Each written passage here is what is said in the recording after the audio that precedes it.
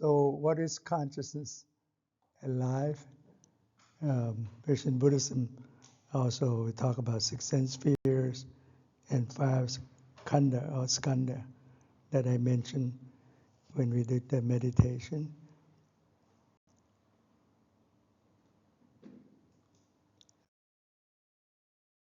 As by definition, this is from Google. What is consciousness? Consciousness is a state of being awake, aware of one's surroundings, and experiencing personal thoughts, sensations, and emotions.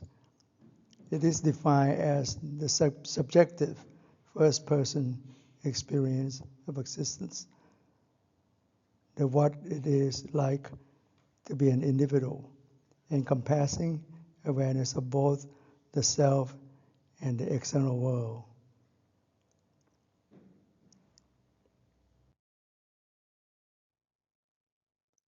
So key aspect of consciousness, one of them is awareness and wakefulness, the ability to perceive stimuli and be responsive to the environment.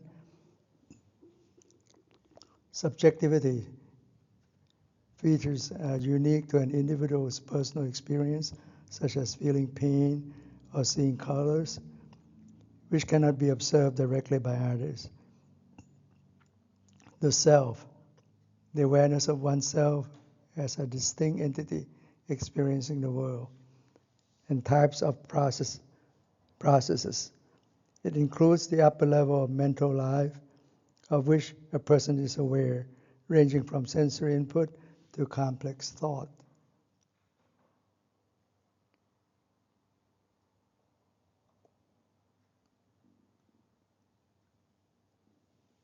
So what did it say? The Buddha said this 26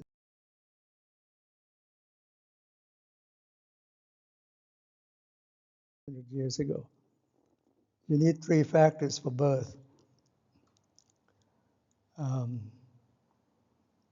Physical conceptions cannot occur unless all 3 of the conditions coincide. The first one, union of mother and father. A physical act of sexual intercourse must occur. This is the material condition for conception. Secondly, mother is in the fertile period. The mother must be in a biological state capable of conception. This is a biological condition. And the third is a kantappa, that's the name he called it, kantappa, or birth consciousness is present. Kantappa is a Pali word referring to the stream of consciousness arriving at conception. It's the being driven by past karma, seeking rebirth. This is a karmic or mental condition. So there's 3 conditions required: material condition of parents, biological condition that mother has to be in the fertile period, still menstruating and so on, so that you can conceive and can carry the baby. And the third is karmic mental condition, which is a consciousness, which is represented in that picture I'll explain later. So, so father and mother consummate. That means you need sperm and egg for fertilization. That sperm fertilize the egg, and mother still menstruating. You have ovulation. Have the egg and the womb. Egg is like microenvironment, and eggshell and nuclear substance. And the macroenvironment is the womb that carry that fertilized egg implanted there. And birth consciousness, the 3 factors that came by to be that birth consciousness, or kantappa, or kantappo sometimes called. Number 1 is karma, past karma, seeking rebirth. Second is consciousness. It should be selfless, but because of the avijja, ignorance, it embedded with this self-concept or ego embedded in that consciousness. That's why I carry on going to the next life and the life after that if you still have this atta or self concept clinging to it, because the true nature is selfless or not self or non-self in nature. So craving is the other factor, to try to please this phantom ego with greed-headed delusion, with your bias, basically. It's the cause of suffering, to please this bias in your consciousness of phantom ego, which is not truly existing. So this is described in MahaTanhaSangya Sutta, MN 38, described in the original Pali text 2,600 years ago. You may wonder how the Buddha knew that. His omniscience, but only when he wanted to know, then he would know. He even described in another sutra, Intakasut, life form development in the womb, different state. He described at least 5 states there, and as the follow. First one, Galala, embryo. It's as clear as tiny drop of sesame seed oil sticking to the tip of a llama hair after checking 8 times. See how small it is? That he's trying to describe microscopic, basically. And then Uppudha, the next step, it's a white dot, 7 days later. That's the first one, Galala, the embryo, which has been fertilized by sperm. And this is like a blastocyst that happened 7 days later, like a little white dot. And the next step is called Pesi, blood-tinged dot. Start to form like a primitive embryo there, a basic nature there. And then the next one, Khana, tiny mass, 7 days later. And then Pasaka, 5 parts, 1 head, 2 arms, 2 legs. 7 days later, you start to form there and have hair, bodily hair, nails. And then he described that whatever mother consumes, fetus would thrive on such food. So this is Intakasut. That the Buddhists describe this. At least 5 states. We go over that again. First state, Galala, it's like a drop, globule, initial embryo. It's the first week after union of sperm and ovum. Buddha described this as the moment when rebirth consciousness, patisonti vinyana, or kantapo, or kantapa, descends into that embryo, appears as a tiny gelatinous drop, like after you check the oil, sesame seed oil, 8 times on the llama hair. Next step is Uppudha. It's like bubble, blister-like mass. Around week 2, embryo becomes a small swelling or blister-like form. Next one is Pesi, flesh lump, clot of tissue. It starts to form the tissue there.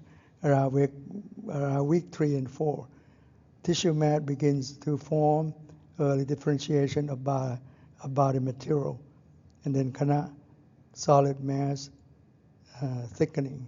Around week 5 or 6, embryo becomes denser, early organ, precursors implied. About that stage, you start having a tiny heart beating when we follow. Pasaka, branches or sprouts. You start have one head, 2 arms, 2 legs. And around week 7 and 8, limb buds appear, arms and legs begin to branch out.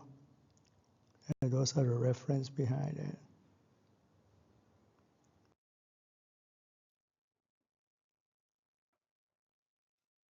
So why we practice because the consciousness of the mind is formless.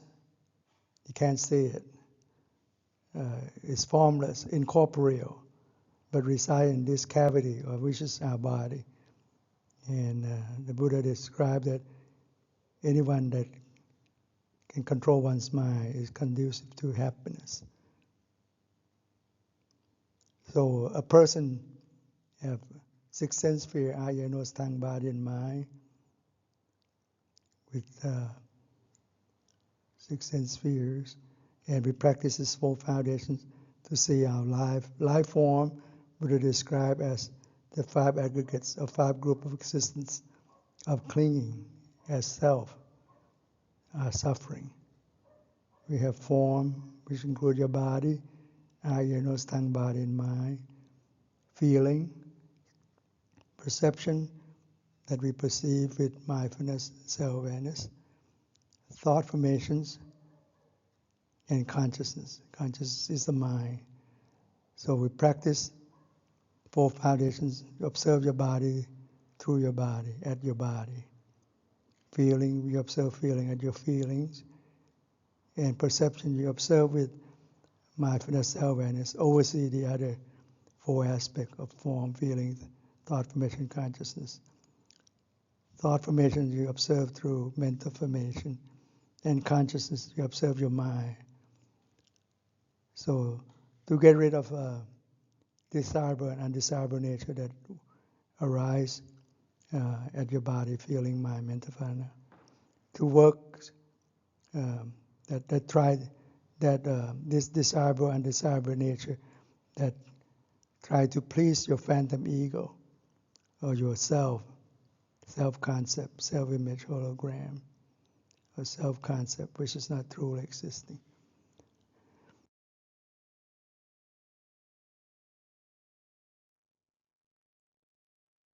So we have this 6 sense sphere, how we interact. We have 5 sensual desire. In the Western world, they used to say we have 5 sense sphere: eye, ears, nose, tongue, and body. But the Eastern world, in our Buddhist tradition, we knew since 2,600 years ago that the mind is the key to the whole thing. It's the 6th sense sphere. And this is an example. They have specific pathway.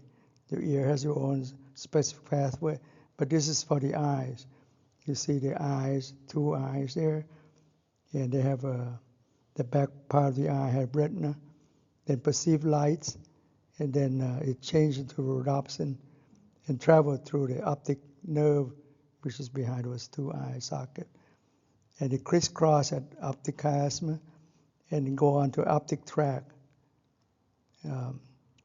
It crisscrossed around the thalamus, and then it went through optic tract, and you see the radiation on the side, and go to the visual cortex in the back of your brain, in the occiput. So that's the pathway that I learned in medicine, in my medical school. But we know more since then. That's the anatomy. So a specific pathway. I think in the series of your brain, they said they only perceive as different frequency wavelength of light. It hasn't shown. It has to be interpreted as color, different color with different wavelength and so on by the brain itself. So beyond that pathway. So in Buddhism, said that's not enough to perceive things. You need this mind consciousness, or mano. Sometimes it translates as your heart and mind. Your heart is like an idiom. That means your mind, the true mind, your heart. Or sometimes called citta. Citta is a mind. Vijnana is a conscious, is the knowing nature knowing nature, or vinyana, eye consciousness, ear consciousness, and so on. And mano is the mind itself, the true mind. Chitta is like you have mingled with greater delusion, various type of mind. So and they have called alaya vinyana, or repository consciousness. It's like the mind bank that where your mind is perceiving things, but normally it stays dormant like you're in deep sleep. It's the same as the birth consciousness at Khandha I showed you the first few slides. It's the same one. Normally it stays dormant until being activated through your eye, ear, nose, tongue, body, and mind. It will activate, and this is called in Pali called Bhavanga Chitta. Has been named subsequently, but it's a resting mind basically, or alaya vinyana.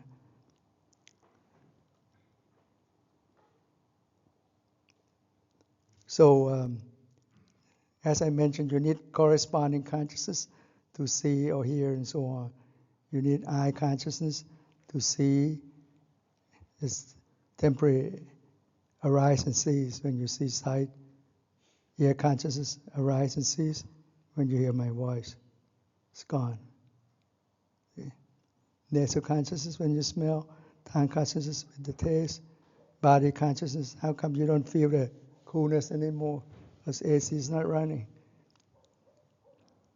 So, and mental consciousness, the mind self, mano consciousness, mana, or manochitta, this is mind gate. So you have mental consciousness to see your thoughts. So, so this is called activated. It's the active mind, chitta vinyana. We teach it in Pali and in Thai word. We teach it viti vinyana. That means it's being activated mind, not no more resting mind. It means, so once it's done, it go back to the resting mind again. So it needs 18 elements, 6 external sphere, like the pink and the green, 6 internal sphere, and 6 yellow, which is your mind, consciousness, to perceive specific consciousness for specific spheres.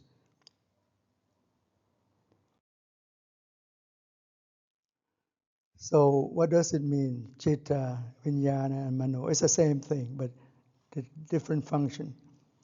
Chitta is like mental state, quality of mind, how your mind is mingled with greater delusion, ethical and experiential. Vinyana is a knowing nature, consciousness, knowing nature, awareness itself. So, and mano is the mind as a sense-based cognitive process.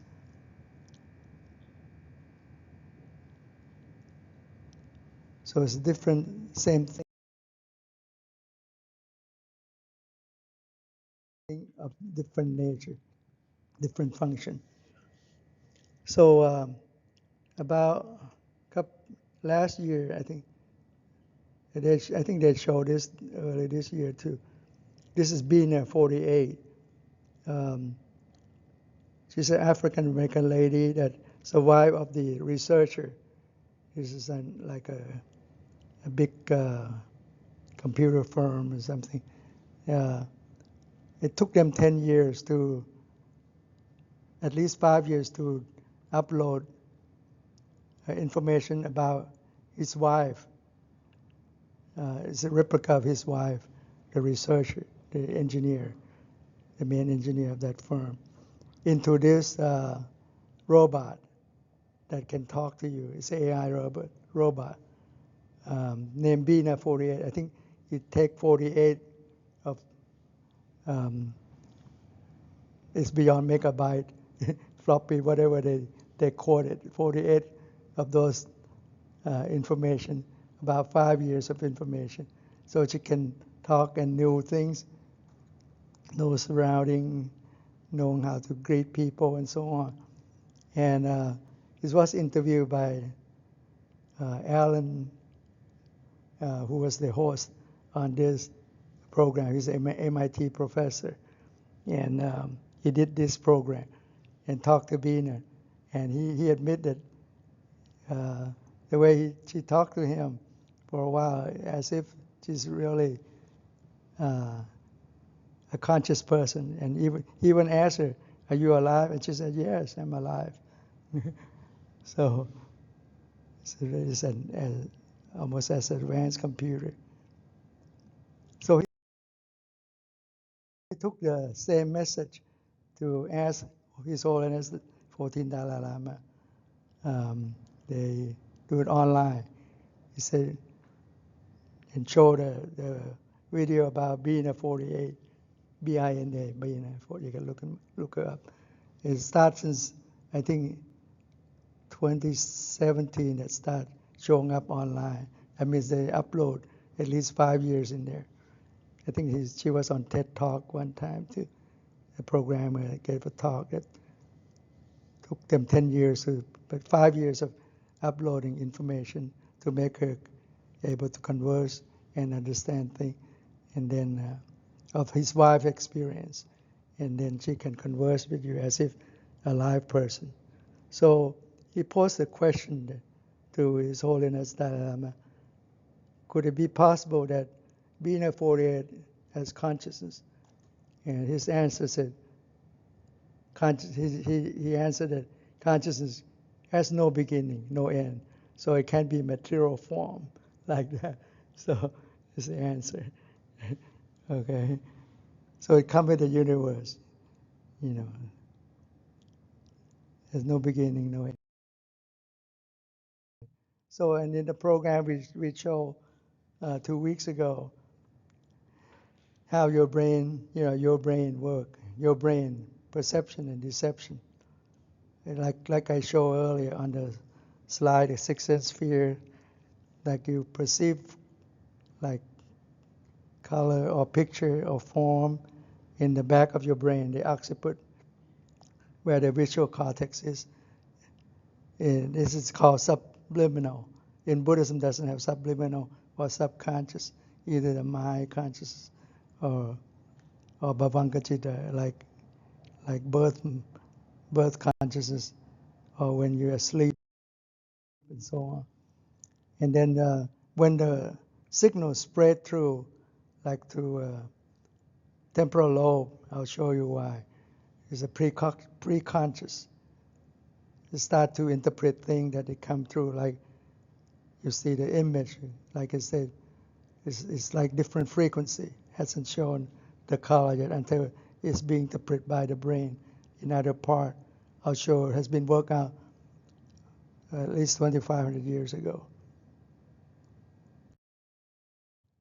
And then it activates the whole brain there, going up to frontal lobe and prefrontal cortex, and as well as parietal lobe, where the sensory input is. You can see that's on the top there is a sensory part, and the frontal lobe on the top, and then the part that there, the arrow, 3 arrow going there is, I think is anterior cingulate cortex, which Todd Brewer work a lot on this at WashU now, at my. This is explain what it is. So the visual cortex in the back, visual cortex deal with vision. That's when I learned medical school, that stopped there, but now we know much more now. There was we study other part, but we don't know the full function until they have PET scan and functional MRI scan. Now we know much more. Parietal cortex at the top is to integrate sensation, where the sensory system, like upside down, your legs up on the top and your head down towards the middle. And the anterior cingulate, that's like near the corpus callosum that cross the two sides of the brain. towards the front, near the front, prefrontal cortex. So the pink said it deal with drive and decision makings, and it improved with mindfulness in terms of attention regulation, conflict monitoring, and emotional control. That's the ACC, anterior cingulate cortex. And the prefrontal cortex, as you know, the frontal lobe, deal with your thoughts. It's deal with reasoning and higher cognition. And increased prefrontal cortex activity with mindfulness, it governs executive functions better, and planning and decision making. So when you're mindful, you make less error because you have less bias, and emotional regulation. So you don't be trapped by your greed delusion when you're mindful. And the other area, like in the middle part, which doesn't show here, is the blue. Let's say the default mode network also altered with the mindfulness meditation, DMN, the default mode network. So midline prefrontal, so I didn't show on this slide, in the middle of the two brain. So mindfulness reduce remuneration and improve present moment focus. That's what mindfulness is about, in the moment-to-moment awareness. So they show that's how consciousness arises when this whole brain function is very active, which is only in previous investigation. Those that represent thoughts process. But thought is one of the concept of the consciousness, as I mentioned earlier.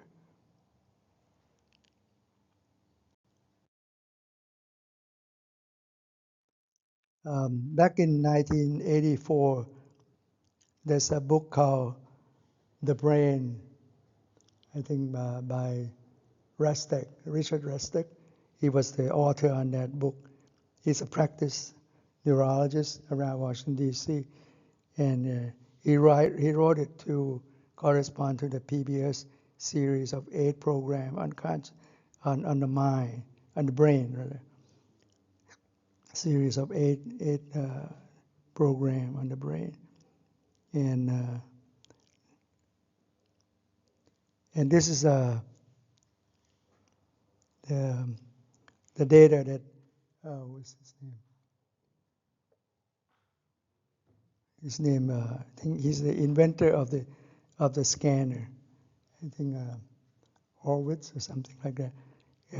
Bill Gates called him is the smartest man on earth. So he make an observation that back then, this is 20 years ago, brain processed 400 billion bits per second of information. Yet we only use really aware of 2,000 bits per second of them. It shows on the video about your brain that you only need the central part of the whole image for you to function. The rest of them you can ignore it. It's like when you have the raw picture, you kind of like minimize it to JPEG, so you won't take a lot of memory. The same way they use it. Your brain doesn't need the whole thing.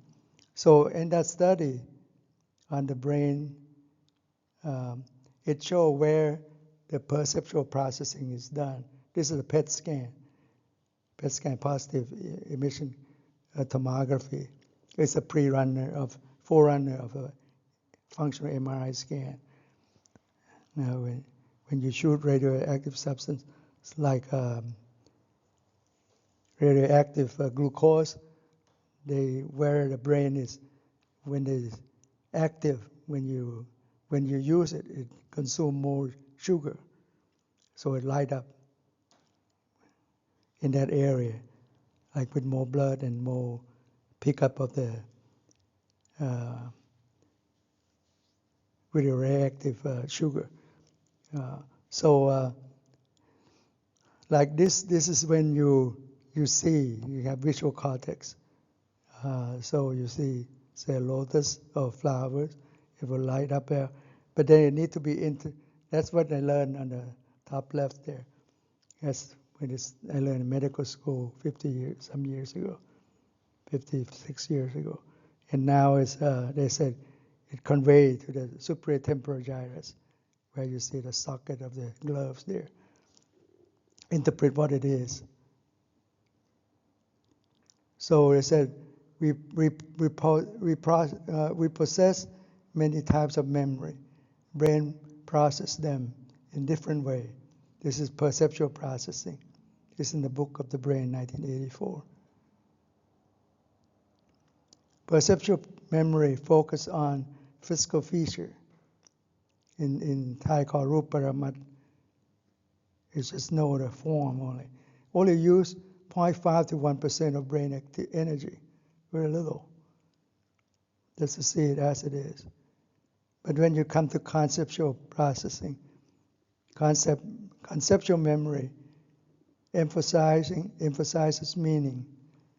So it's all conceptual now. So it instead of doing it convey from the superior temporal gyrus into the middle, in the middle of the slide, the lower panel, middle and inferior temporal gyrus, and frontal lobe, inferior frontal lobe, to interpret what it is, what's the value, what to make of it. So, but with mindful awareness, mindfulness self-awareness, you can cut off this conceptual processing. The lower one, conceptual processing, take up to 60 to 80% of the brain energy. Because you waste energy there. That's what daydreaming does. You're in the thoughts, biased thoughts. So with mindful awareness, you can cut it off. Only use 0.5 to 1%. It's said like the brain itself, like 2% of the body weight, but consume about 20% of your body energy, of the whole body energy.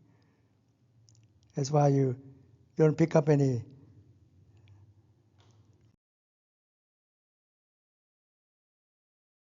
muscle or do anything. When you fight with your spouse, you were tired the whole day, didn't even lift your muscle. So normally, this is how Buddhism described at least 23 or 2400 years ago. It's been described in the pathway of thought process. When at rest, when you it's like a sawtooth there.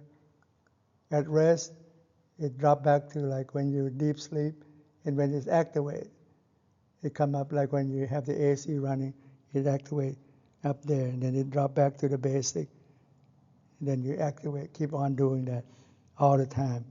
So it starts with the first one. There's 17 steps there of the Vittijit, or thought process. It is from the Abhidhamma, which is the third canon in Buddhism. It deals with psychology and philosophy of Buddhism. Described 2,300 years ago. From the Atita Bhavang, that means the past moment of thought or whatever, it kind of leaving from that last, like say, suppose the AC running, you start, leaving from the absence, like quietness, start to be activated with the second one. Now it's coming. I didn't say that it's coming at once. Didn't tell. So Bhavangachita, the second one, vibrating. Okay, Atita Bhavang, it become Bhavangachalana, vibrating. It's being vibrating. You can feel sensation right away. See, vibrating Bhavangachita of the coolness on your body. It become a rest Bhavangachita. Bhavanku Pacheta. You stop on this. You might leave the other mental object. You kind of focus on this coolness on your skin and so on, and the comfort that you sense, the joy of this AC running. And then Pancha Tawara Vachanachit, that means the five sense door consciousness through your eye, ear, nose, tongue, and body. This is from the body. You sense the AC running. So you activate the sawtooth there. And then it came with corresponding Pancha Vinyana Chitta, sense consciousness of your body consciousness. Instead of eye consciousness, you have ear consciousness, you hear the AC running, and body consciousness with the cool breeze that touch your body. And then it had to be conveyed, like I told you, from the occiput or other part into the superior temporal gyrus, into Sampati Channa Chitta, receiving consciousness, conveying there to interpret, say, Santirana Chitta, investigating consciousness. And then it make a determining consciousness. This 8 of them, this here is the pathway. It's called Kriya, no karma, no intention in there. It's the pathway. You can't do anything. It's the way it is. It's the pathway to go through it. There's no karma, no action done on it. It's just the pathway that how you perceive things and interpret things. But if you go next into the 9, 10, 11, 12, 13, 14, 15. So 7 moments of Chavanachita. 7 moments. You commit karma now. You're enjoying it. Oh, I love this coolness. From minimal, medium, like you put in the first gear, second gear, third gear, if you drive stick shift, 4th gear. Okay, 5th gear you're in like automatic, like you're cruising. First gear you need kind of push in energy, energize it. Second gear, like you go up the slope. Second gear and third gear, 4th gear, 5th gear is like we're cruising. You don't have to put any more pedal. You don't have to put any more gas. And then 14 and 15 is like kind of dwindle down, kind of cool down now, slow down. So a 7 mind moment on that. And then the last 2, registering consciousness, you memorize it. Oh, I love the coolness. I may get the same AC at home, this big. How many tons is that? Okay, so basically, a person in a state of profound sleep, that's called Bhavanka Chitta, with awakened mind, is in the state of Bhavanka. The flow of Bhavanka, the flow of Bhavana is interrupted when objects enter the mind. So I think I dropped the G there. The flow of Bhavanka is interrupted when object enter the mind.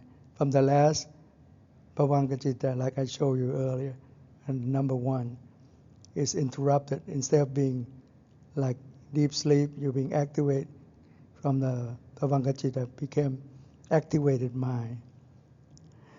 Then the Bhavanka consciousness vibrate for one thought moment and end and pass away.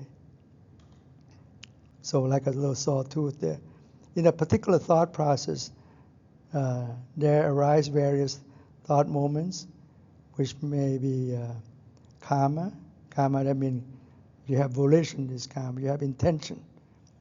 Or vipaka. Vipaka is a fruition. You can't do anything. It's a result of what you perceive. Or kriya. Kriya means action without consequence because there's no intention or volition to gain anything. Like the fully enlightened one, they act with kriya. The arahant, they act with kriya. That means they do what should be done. That's all. You didn't expect anything in return. But when you commit karma, you expect something in return. So vipaka is the consequence of your action. Or sometimes the full word would be karma vipaka.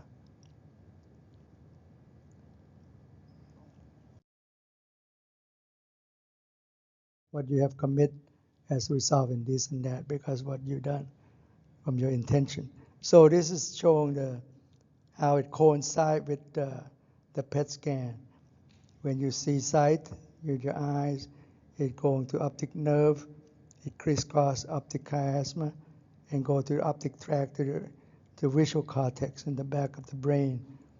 So it's like you see lotus or lily, beautiful lotus flower. You perceive it with your eyes upside down through your iris, your pupil, and through the retina upside down. But it conveys through optic nerve with rhodopsin, internal electrical impulse, and go through the optic tract to the back part of your brain. It crisscross. Half of it goes to the other side, the opposite side, so that way prevent it. If you lose being hurt on one side, you probably still see on the other side, at least half of it. So it registers in the back part of your brain as kind of like frequency or whatever in the digitized form, whatever. And then it had to be conveyed to be interpreted by the superior temporal gyrus I showed you earlier. So some Atita Pawang, the first one being stopped by Pankachalana, Pwanku Pacheta, and then Jakutawar and Vachanachita. It's the eye sense organ, perceive this. And then I show you next on the PET scan in the back part of the brain, register there. But still didn't know what it is, just the image. Jakku Vinyana, Chitra, has completed the pathway of what I learned in medical school 50 years ago. It's the pathway of the eyes. But now we know from the PET scan back in the 80s that it has to be conveyed into, called Sampatichana Chitta, to the superior temporal gyrus. So, superior temporal gyrus would see it over there, interpret what it is, called Santirana Chitta. How do they know? They interpret with movement, color, and shape to know this is not a bird, it's flower, it's static. And color is pink, that's lotus or lily. And then they have Bodhapana Chitta, determining consciousness, determine what it is. It's lotus flower. It's used for paying respect to the Buddha, get some more. Okay, so now you cross into the conceptual processing. So we stop at the top, we stop at perceptual processing. Now once you interpret what it is, you consume it, Chavana Chitta, impulsive consciousness. 7 moments, you're enjoying it in your thought, you indulge it. And then you memorize the Talampana Chitta, 2 moments more. They didn't show in here, but and that is what's called karma. So the thought process, the whole thing is 17 steps of Viti Chitta. So karma means action. Its volition is karma, the Buddha said, because you have your concept, you commit your intention. Volition is karma. It's the action, you have vipaka, consequence of it. Unless you are enlightened one. We kiriya with no consequence. So this is how it worked earlier. I showed you 6 sense spheres. You perceive this example with the eyes. But it's not enough. You need mind or consciousness. It's a knowing nature called consciousness. But it's still misinterpreted as the knower, but instead of knowing nature. There's no self in there neither. It's non-self, but we call this consciousness as self. That's why it becomes your rebirth consciousness, because you embed your ego self in there. The true nature is selfless, a non-self. So the resting mind, or Pavankachita or Araya Vinyana got activate into eye consciousness, ear consciousness, nasal consciousness, and so on. And for the mind, mental consciousness is called interactive mind. So in between, from the interaction, with mindful awareness, there's no ego coming in. But once you slip through the conceptual processing, you're enjoying it. It's impulsive consciousness. You generate the ego or self-concept in there, whether it's coming through the five sphere up there or through the mind itself. So whatever you do or say or think or you commit through the sixth sense sphere doesn't disappear. Your mind can retrieve it and embed it in the space in between, as if you have put in the memory in the micro SD or in your thumb drive there. Whatever you do is already engraved in your mind of what you have done through your eyes, through your exposure, and you end up with any karma action through your volition. So what happened if you die? The body part and the mental part. So the body, I showed you earlier, with corresponding consciousness. When the body dies, it's all gone. The sense sphere, sixth sense sphere is gone. So is your corresponding consciousness. You don't need to. Like dead persons still have this. Immediately, people that just die, they all have the sense sphere, but it's not functioning because they lack this corresponding consciousness. The body's gone. The mind doesn't need all that neither. So, but the engraved memory is still there. So what happened? It's been described that become the atomic spheral that drifted according to your karma and your craving with your ego will be implanted to the next life, become the birth consciousness or Khandha in the next